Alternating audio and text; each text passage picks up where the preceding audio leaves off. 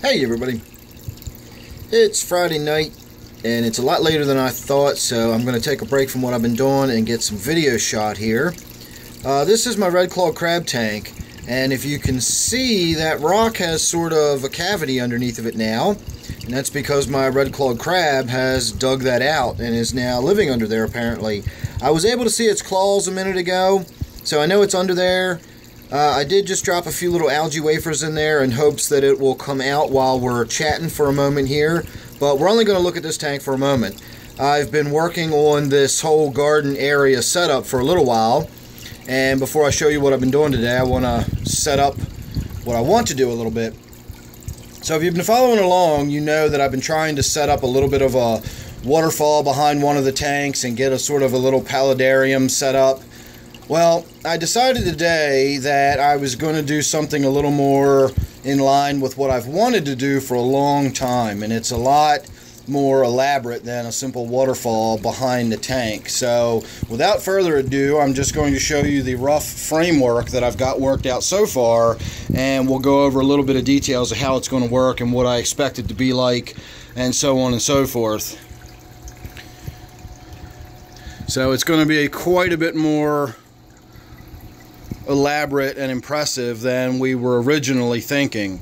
So I know it doesn't really make sense the way it goes past the table like that, but this is the way it's going to work. That table's actually not even going to be there in the long run.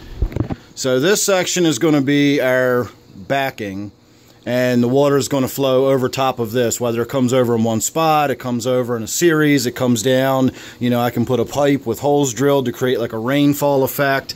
I don't know exactly the details yet, but we've got a good 10 inches here for the water to flow in. We can do whatever we want up in here. We're then going to get a waterfall. It's going to flow down into this area. We're going to get a shallower waterfall, and then this area you can see is going to actually be able to create a basin, so I can have standing pools of water or what have you. We're going to get a nice tall waterfall here. This is about 16 to 18 inch drop, which again gives us another little basin area, and then we'll get another fairly significant drop down into this area. And then this will be sort of like the splash area where the final falls will come in, and the tank will actually be sitting not on the floor, but just above the floor, maybe a few inches, just high enough that I'll be able to do a siphon and drain the water out of it. So the water won't be so much, or the tank won't be so much, you know, a fish tank, more than it will be just a catch basin for me to have the pump in it.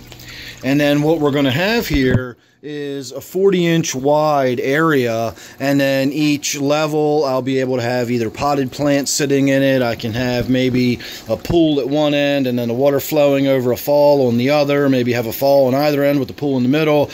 Whatever, I can let my creativity go wild once I've actually got the framework set up. So it should be really fun once I start putting it together. I just don't know exactly what I'm going to do at this point. I'm to the point now where it's time to start either covering it with chicken wire and then maybe putting whatever kind of waterproof backing on it.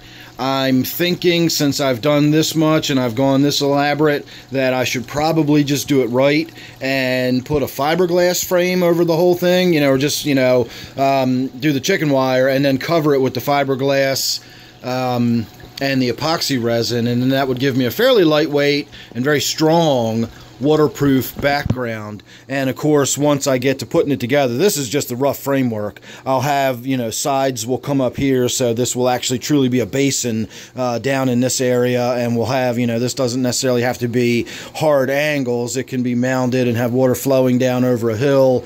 You know, this is just going to be the skeleton underneath, and then, you know, but that gives you the basic idea of how it's going to work, how it's going to be a series of waterfalls. If you watch my outdoors videos, you'll know where I get a lot of my inspiration and how the water flows down from the hills and everything. And if you recently watched one of my videos where I went to a place called Radio Tower Cove, I found a couple little streams back there that I'd never seen before, and I looked at them on the map. They don't even have names. One of them doesn't even get a blue line on the map. It's not even there. It's just this little spring that flows into the reservoir. It's this nameless little spring. But the way it comes babbling down, you know, through the hills, over the rocks, and, you know, fallen logs, it's just it's something I've wanted to sort of recapitulate here in the basement in the fish room for a long time, and I'm finally going to do it. Again, this table's going to be out of here altogether. What we're going to have is this tank is going to be the catch tank. I'm probably going to take the rest of that rim off, or maybe the black part will be sort of underneath and behind. I don't know. We got a long way to go before we're done, but that's going to be the main tank. That's going to be a little bit up off of the floor, and then probably sort of down in front of it will be my red claw crab tank, because that kind of is sandy and there's more land in it than there is water, so that can be sort of like the final ground at the end of the waterfall, you know, flowing, babbling down into a pond, if you will. You want to call it a little 20-gallon square pond, and then in front of that will be our little beach, if you want to think about it that way. At least that's what I'm going to think about it, and since it's my little hobby, then that's really all that matters. So look forward to this. This is going to be fun. When I first got into fish keeping, I had some really wild ideas and some really elaborate stuff involving, you know, basically starting a stream here at the top of the wall and having it flow down and flow into one tank and then flow down and flow into another tank. And literally, I wanted a stream all the way around the whole room. And in the back, I wanted a 10-foot long river tank, you know, with the water flowing through it. And I had some great ideas. And, you know, over time, it went from one tank to the next, and before you know it, I got this awesome fish room that I love so much.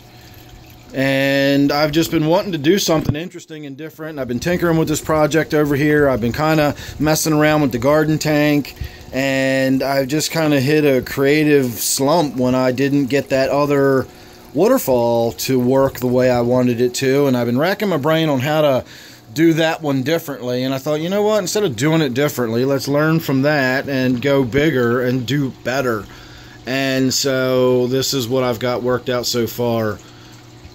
So make sure you're subscribed, that way you won't miss it. I'm gonna, you know, do little updates as I go along, and we'll see how it develops and whatever. But this is what I've got on a Friday night. I don't know if I'm going to go any further tonight. As I said, it's already after 9 o'clock. The lights are going to be going out here soon. I need to start winding down myself, so this is probably going to be about it for me for tonight. But I got a lot done today. I got the rough framework, you know, etched out there. And tomorrow, I guess, we'll start figuring out how to flush it out and turn it into something. So like I said, make sure you're subscribed and you won't miss any of the updates I got coming up on this or anything else. Don't forget, this one is my garden tank area. So thanks for watching. I look forward to seeing you in the next one.